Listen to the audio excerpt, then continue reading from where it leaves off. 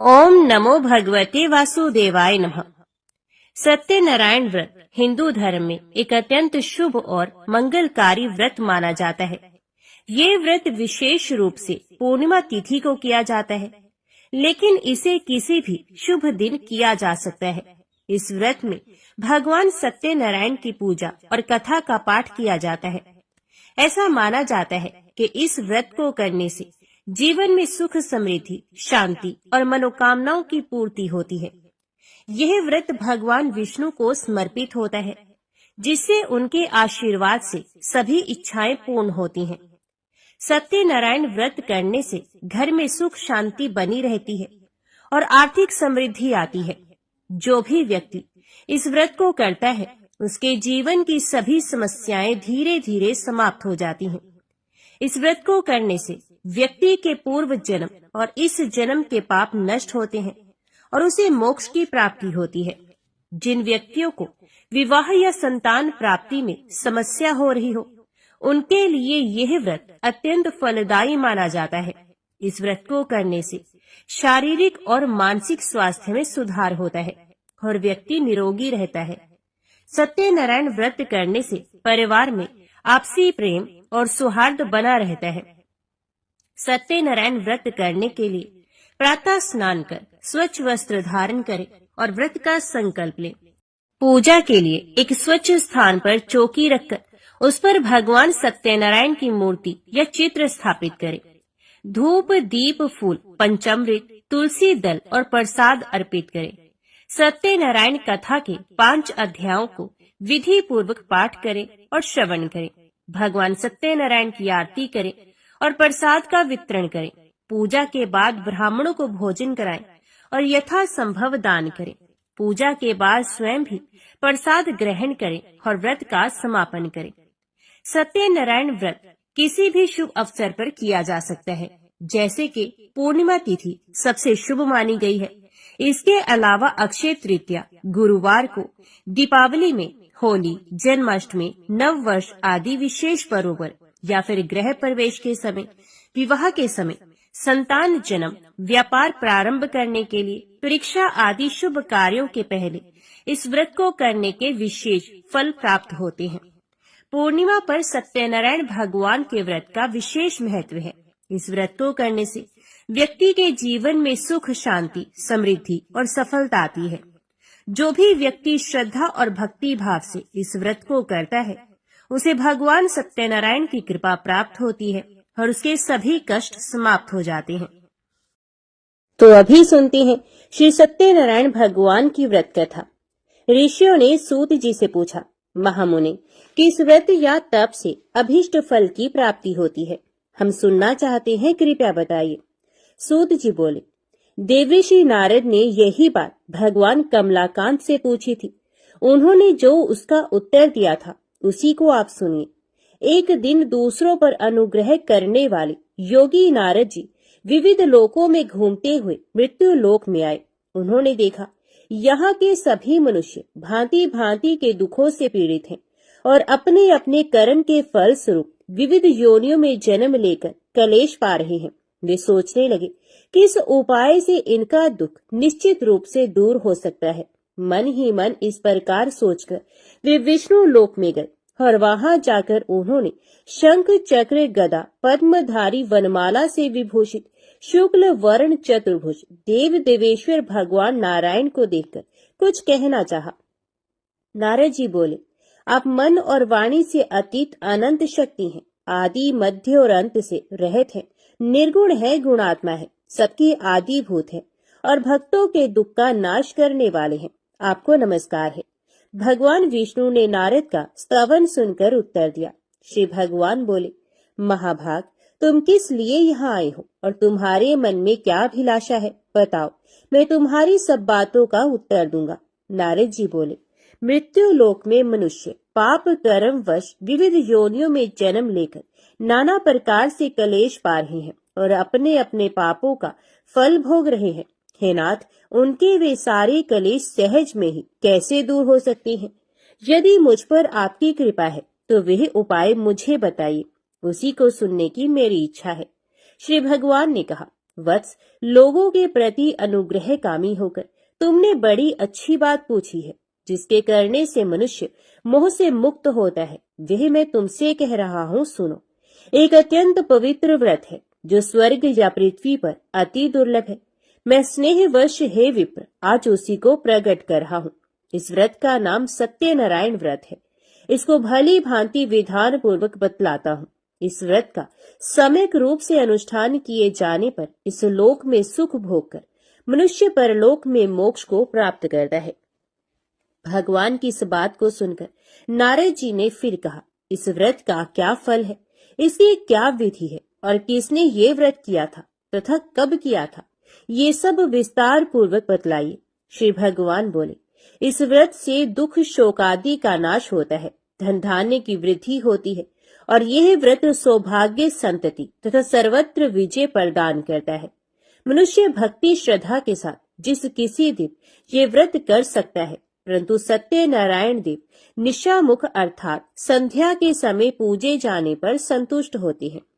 धर्मपरायण मनुष्य ब्राह्मण और बंधु बांधवों के साथ यह व्रत करे, भक्ति के द्वारा भोग लगाए। भोग उत्तम पदार्थों का होना चाहिए। भोग सवा के हिसाब से, जैसे कि सवा छटाक, सवा पाव, सवा सेर आदि होना चाहिए। केला, घी, दूध, गेहूं काटा, गेहूं काटा ना मिलने पर चावल काटा और चीनी अथवा गुड़ का भोग लगाना चाहिए। ये सभी चीजें परिमाण में सवा के हिसाब से होनी चाहिए और सबको एकत्रित कर निवेदन करना चाहिए। तदंतर घर के लोगों के साथ कथा सुनकर ब्राह्मण को दक्षिणा देनी चाहिए। इसके बाद ब्राह्मणों को प्रसाद खिलाकर अपने बंधु बांधवों के साथ भक्ति पूर्वक स्वयं प्रसाद ग्रहण करना चाहिए और भगवान के सामने प्रेम प्रवश होकर नाचना और गाना चाहिए। इसके बाद स्तुति करके सत्यनारायण भगवान का स्मरण करते हुए घर जाना चाहिए। इस प्रकार करने पर मनुष्य को निश्चय ही मनोवांछित फल प्राप्त होगा। विशेषकर इस कलयुग में तो सत्यनारायण व्रत के अतिरिक्त पृथ्वी पर अभिष्ट सिद्धि का और कोई उपाय ही नहीं है। पूर्व काल में एक ब्राह्मण इस व्रत को करके कृत्य हो गए थे। अब उनकी कथा कहता हूँ। काशीपुर ग्राम में एक निर्धन ब्राह्मण रहते थे। वे भूख प्यास से व्याकुल होकर सदा पृथ्वी पर भटका करते थे। ब्राह्मण को दुखी देखकर ब्राह्मण प्रिय भगवान वृद्ध ब्राह्मण का रूप बनाकर उनके पास आए और उन्होंने आदर के साथ पूछा, ब्राह्मण देवता, आप किस लिए अत्यंत दुखित होकर सारी पृथ्वी पर भटक रहे हैं? यदि आपकी अभिरुचि हो तो सारी बात मुझसे कहिए, मैं सुनना चाहता हूँ। ब्राह्मण ने कहा, मैं बड़ा गरीब हूँ और भीख मांगने के लिए ही इस प्रकार भटकता रहता हूँ। आप कोई उपाय जानते हो तो हे प्रभु कृपा पूर्वक मुझे बताइए। वृद्ध ब्राह्मण ने कहा, सत्यनारायण विष्णु भगवान मनचाहा फल देते हैं। द्विजश्रेष्ठ, आप सत्यनारायण का उत्तम व्रत करें। मनुष्य इस व्रत को करके सब दुखों से मुक्त हो जाता है। श्री भगवान बोले, वृद्ध बने हुए सत्यनारायण ब्राह्मण को आदर पूर्वक व्रत की पूरी विधि बताकर वहां से अंतर ध्यान हो गई। तदंतर वे ब्राह्मण मन ही मन भगवान का चिंतन करते हुए घर लौटे। उन्होंने समझा कि नारायण ने ही मुझको ये व्रत बतलाया है, अतएव मैं इस व्रत को करूंगा। ब्राह्मण इसी सोच विचार में रहे। उनको रात्रि में नींद भी नहीं आई। प्रातः काल उठते ही मैं सत्यनारायण व्रत करूंगा, ये संकल्प करके ब्राह्मण भिक्षा के लिए चले गए। उस दिन ब्राह्मण को भिक्षा में प्रचुर द्रव्य की प्राप्ति हुई। उसके द्वारा उन्होंने बंधु बांधवों के साथ सत्यनारायण का व्रत किया और उस व्रत के प्रभाव से वे श्रेष्ठ ब्राह्मण समस्त दुखों से छूटकर संपूर्ण संपत्ति से संपन्न हो गए। तब से वे प्रति मास सत्यनारायण व्रत करने लगे। श्री भगवान ने कहा, वे उत्तम ब्राह्मण वृद्ध रूपधारी नारायण के द्वारा व्रत को जानकर सारे पापों से मुक्त हो गए और उन्होंने दुर्लभ मोक्ष की प्राप्ति की। नारद, जिस समय इस व्रत का पृथ्वी में प्रचार होगा उसी समय मनुष्यों के समस्त दुख नष्ट हो जाएंगे। सूत जी बोले, ब्राह्मणों, नारायण ने महात्मा नारद को जैसा कहा था ठीक वैसा ही मैंने आप लोगों से कह दिया, अब और क्या कहूँ। ऋषियों ने पूछा, इसके बाद पृथ्वी पर इस व्रत का अनुष्ठान किस मनुष्य ने किया था? हे मुने, ये सब हम सुनना चाहते हैं। इस विषय में हमारे मन में बड़ी श्रद्धा उत्पन्न हो गई है। सूत जी बोले, मुनियों, उसके बाद पृथ्वी पर किसने ये व्रत किया था सो सुनो। एक दिन वे श्रेष्ठ ब्राह्मण अपने बंधु बांधवों के साथ अपने वैभव के अनुरूप व्रत कर रहे थे। इसी समय वहां एक लकड़हारा आया। लकड़हारे ने लकड़ी बाहर रख दी और वह ब्राह्मण के घर के अंदर चला गया। उस समय वह प्यास से पीड़ित था। उन ब्राह्मण को कार्य में लगे देखकर प्रणाम करके उसने पूछा, महाराज, आप ये क्या कर रहे हैं? तो ब्राह्मण ने कहा, ये सत्यनारायण का व्रत है। ये व्रत दुख दारिद्र्य का नाश करता है, सब प्रकार की इच्छित वस्तुओं को देता है और पुत्र पौत्र आदि की वृद्धि करता है। इस व्रत के प्रभाव से ही धन धान्य आदि महान समृद्धि से मेरा घर भर गया है।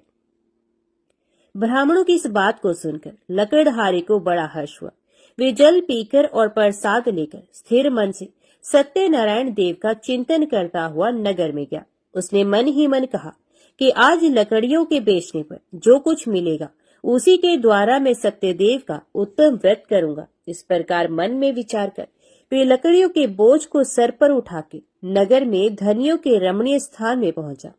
आज लकड़हारे को लकड़ियों का दूना मूल्य मिला। उसका हृदय प्रसन्न हो गया। वे पके हुए केले, चीनी, घी, दूध और गेहूं का आटा सब वस्तुएं सवाए हिसाब से लेकर घर पहुंचा। तदंतर बंधु बांधवों को निमंत्रण देकर उसने विधि पूर्वक व्रत किया। उस व्रत के प्रभाव से वह लकड़हारा धन और पुत्र से संपन्न हो गया तथा इहलोक में सुख भोग कर अंत में सत्यपुर को प्राप्त हुआ। एक घटना और कहता हूँ, सुनो। पूर्व काल में उल्कामुख नामक एक जितेंद्रिय सत्यवादी प्रबल पराक्रमी राजा थे। वे बुद्धिमान राजा प्रतिदिन भगवान के मंदिर में जाते और धन देकर ब्राह्मणों को संतुष्ट करते थे। उनकी पत्नी का नाम था भद्रशिला।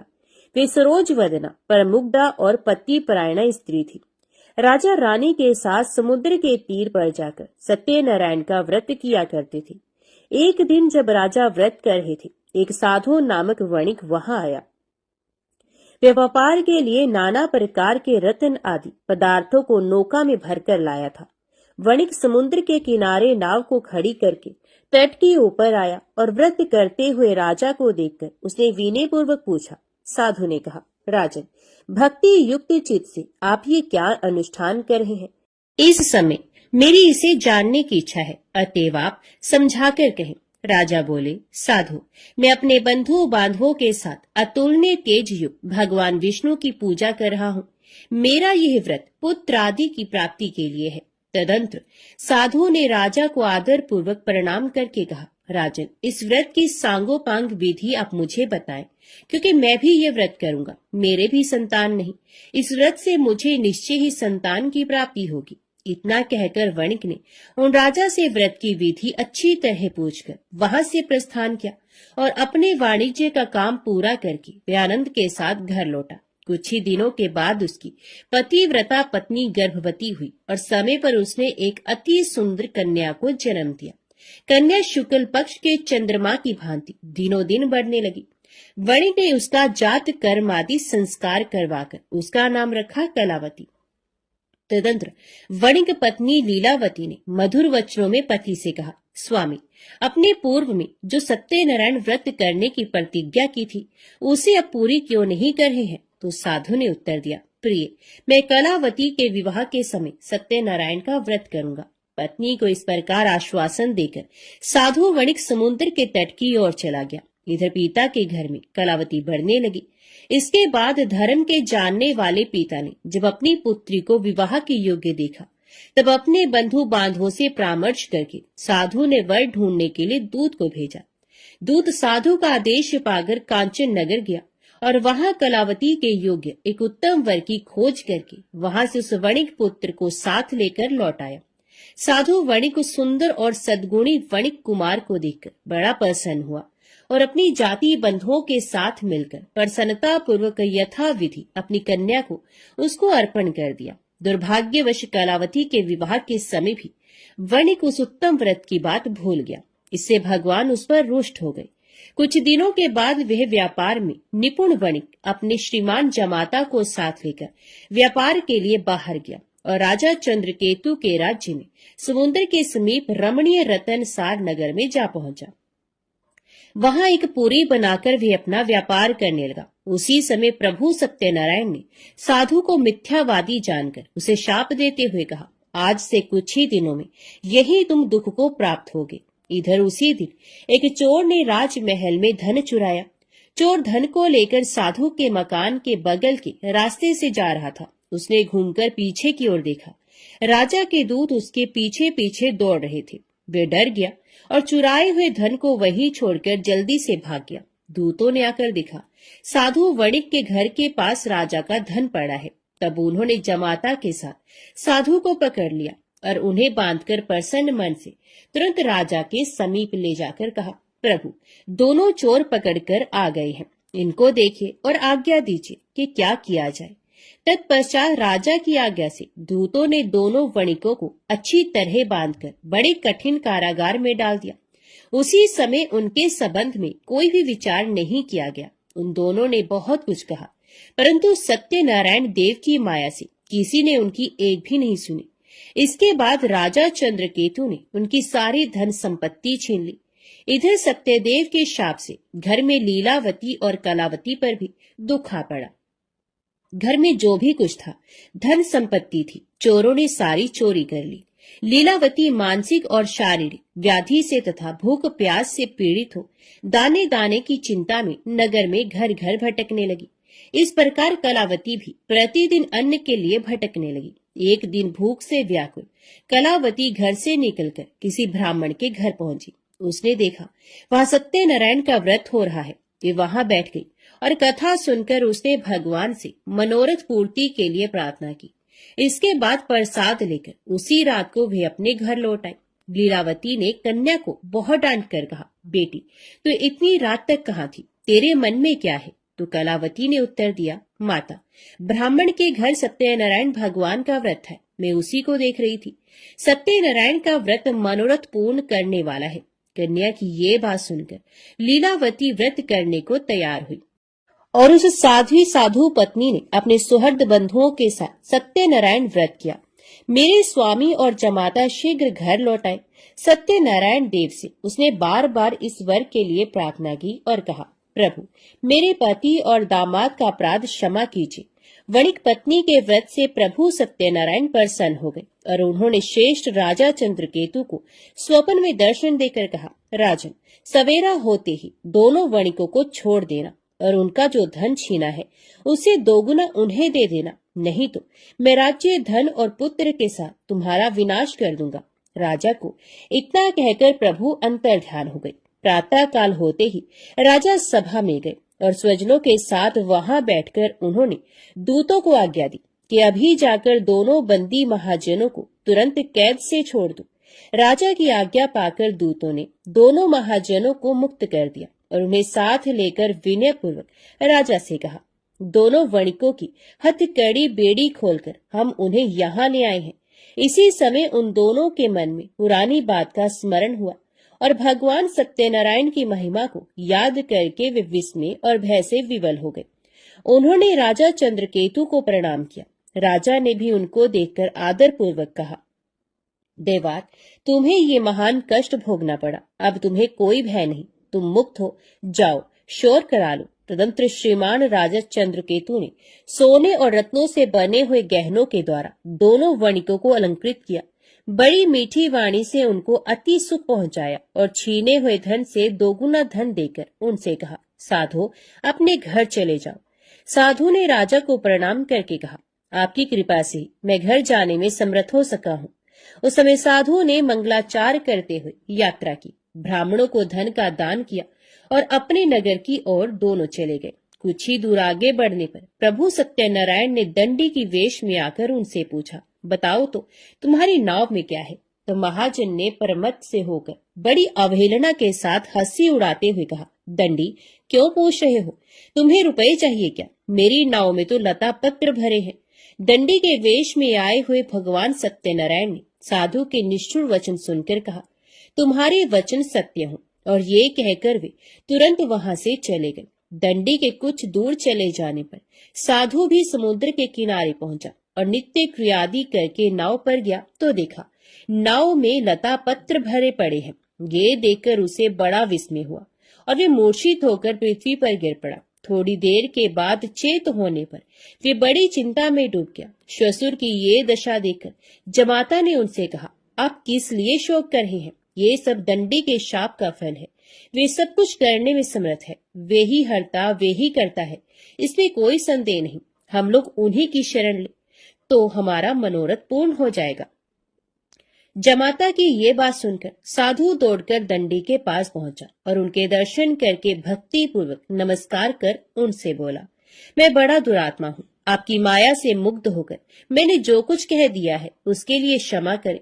मैंने आपके सामने दुष्ट वाक्यों का प्रयोग किया है। हे नाथ, मुझे इसके लिए क्षमा करें। क्षमा ही साधुओं का धन है। साधु तो दूसरों के उपकार करने में ही लगे रहते हैं। यो कहकर शोक विकल वणिक बार बार प्रणाम करने लगा और रोने लगा। साधु वणिक को विलाप करते देखकर दंडी ने कहा, रो मत, मेरी बात सुनो। दुर्मते, तुम मेरे अपमान करके मेरी पूजा से विमुख हो गए थे, उसी के फल स्वरूप बार बार दुख को प्राप्त होती हो। भगवान के इस प्रकार के वचनों को सुनकर साधु ने भगवान की स्तुति की। साधु बोला, प्रभु, ब्रह्मादि स्वर्गवासी देवता आपकी माया से मोहित होकर आपकी आश्चर्यमय रूप और गुणों को नहीं जान पाते। मैं भी आपकी माया से मुग्ध हूँ, अतएव आपको कैसे जान सकूंगा? आप प्रसन्न हो, मैं अपने वैभव के अनुसार आपकी पूजा करूंगा। मैं आपके शरणागत हूँ, मुझे पुत्र और वित्त दीजिए, मेरी रक्षा कीजिए। साधु के इस प्रकार के भक्ति युक्त वचनों को सुनकर भगवान जनार्दन परितुष्ट हो गए और साधु को मनचाहा वर देकर वहीं अंतर्ध्यान हो गए। तदंतर साधु ने नाव पर चढ़कर देखा, नाव रत्न आदि से भरी है। सत्यदेव की दया से मुझे वांछित फल मिल गया। यो कहकर साधु ने अपने मित्रों के साथ विधिवत सत्यनारायण की पूजा की और बड़े हर्ष के साथ यात्रा आरंभ की। नौका बड़े वेग से चलने लगी। दोनों अपने देश में आ पहुंचे। साधु ने जमाता से कहा, वत्स, वह देखो, मेरी पूरी दिखाई दे रही है। तत्पश्चात साधु ने अपने धन के रखवाले दूत को नगर में भेजा। दूत ने साधु की पत्नी लीलावती के समीप जाकर हाथ जोड़कर प्रणाम करते हुए कहा, आपके पतिदेव नाना प्रकार के धन रत्नों के साथ अपने जमाता और सुहृद मित्रों से घिरे हुए आ रहे हैं। साध्वी वणिक पत्नी दूत के मुख से स्वामी और जमाता के आने का समाचार सुनकर बड़ी हर्षित हुई और सत्यदेव की पूजा करके उसने अपनी लड़की से कहा, मैं पति की अगुवानी के लिए जाऊंगी, तुम भी तुरंत मेरे साथ चलो। माता की बात सुनकर कलावती ने सत्यनारायण का व्रत किया, परंतु प्रसाद लिए बिना ही वे पति के सामने चले गए। इससे सत्यनारायण देव रुष्ट हो गए। धन रतन और जवाई को लेकर नौका जल में अदृश्य हो गई। कलावती ने जब पति को नहीं देखा तब वह शोक से अत्यंत व्याकुल होकर रोती हुई जमीन पर गिर पड़ी। अपने पति और नाव के ना दिखने से अत्यंत शोकातुर थी। कन्या की इस दशा को देखकर साधु बहुत डर गया। उसने सोचा, ये क्या आश्चर्य हो गया। नाव खेने वाले भी बड़ी चिंता लेने लगे। ये सब देखकर पतिव्रता लीलावती अत्यंत दुख से विवल होकर विलाप करती हुई स्वामी से बोली, मैंने अभी अभी ज्वाई को देखा था, क्षण मात्र में ही नौका के साथ जमाता दृश्य हो गए। अब वे कहीं नहीं दिख रहे। पता नहीं किस देवता ने उन्हें इस प्रकार हरण कर लिया। आप क्या भगवान सत्यदेव के प्रभाव को नहीं जानते? लीलावती इस प्रकार कहकर विलाप करने लगी। उसी के साथ सारे बंधु बांधव भी रोने लगे। लीलावती अपनी कन्या को गोद में लेकर रुदन करने लगी। कन्या कलावती ने स्वामी को डूबा हुआ जानकर दुखित हृदय से पति की पादुका को लेकर सती होने का निश्चय किया। धर्म को जानने वाला साधु वणिक कन्या की ये स्थिति देखकर अपनी पत्नी के साथ शोक से अत्यंत व्याकुल हो उठा और उसने मन ही मन सोचा, निश्चय ही सत्यदेव की माया के द्वारा ही मेरे जमाता हरे गए हैं। अपने वैभव के अनुसार भगवान सत्यनारायण की पूजा करूंगा। साधु ने वहां सब लोगों को बुलाकर ये बात कही और अपना मनोरथ व्यक्त करते हुए पृथ्वी पर दंड की भांति पड़कर वह बार बार भगवान सत्यदेव को प्रणाम करने लगा। इससे सत्यदेव प्रसन्न हो गए।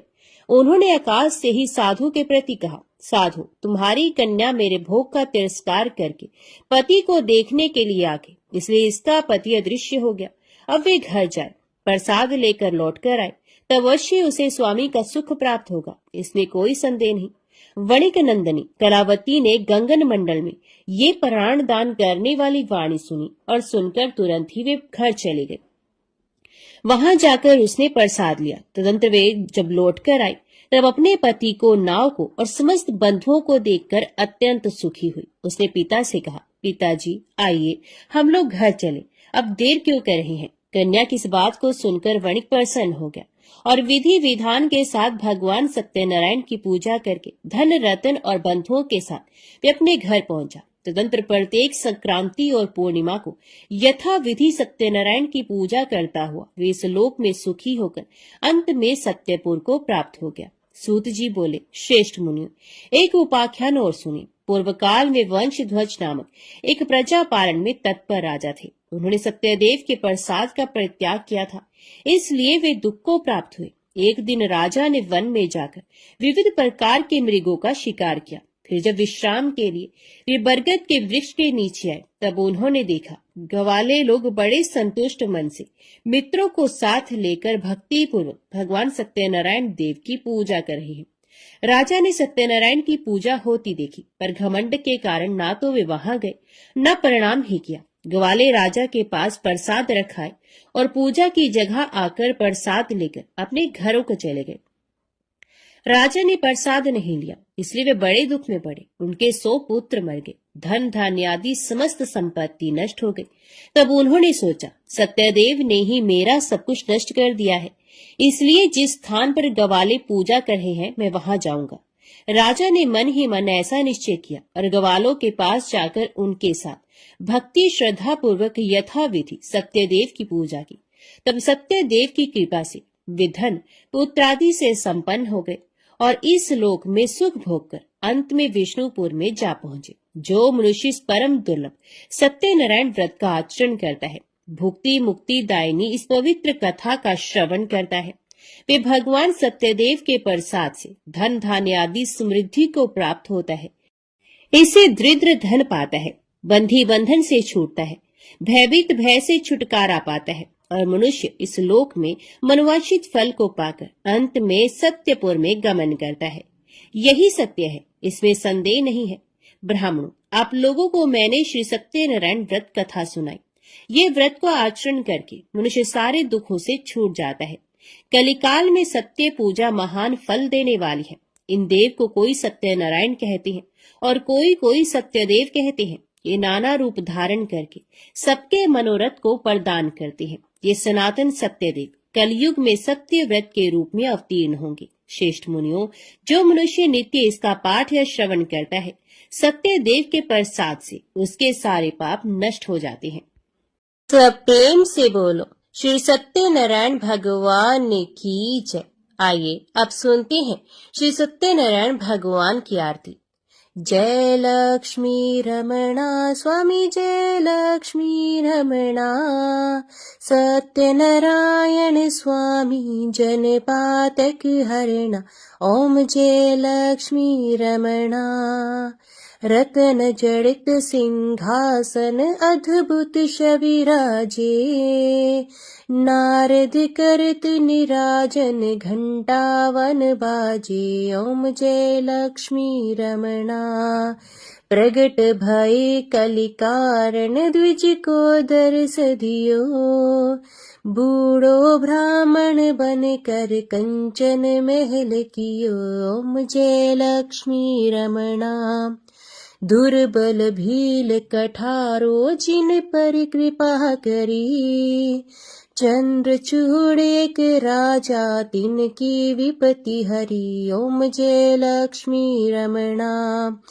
वैश्य मनोरथ पायो श्रद्धा तज दीनी, सो फल भोग्य प्रभु जी फिर स्तुति कीन्ही। ओम जय लक्ष्मी रमणा। भाव भक्ति के कारण छिन छिन रूप धरियो, श्रद्धा धारण कीन्ही तिनको काज सरो। ओम जय लक्ष्मी रमणा। ग्वाल बाल संग राजा वन में भक्ति करी, मन वांछित फल दीनो दीन दयालु हरि। ओम जय लक्ष्मी रमणा। चढ़त प्रसाद सवायो कदली फल मेवा धूप दीप तुलसी से राची सतदेवा ओम जय लक्ष्मी रमणा सत्यनारायण जी की आरती जो कोई नर गावे तन मन सुख संपत्ति मन वांछित फल पावे ओम जय लक्ष्मी रमणा ओम जय लक्ष्मी रमणा स्वामी जय लक्ष्मी रमणा सत्यनारायण स्वामी जन पातक हरणा ओम जय लक्ष्मी रमणा। बोल सत्यनारायण भगवान की जय।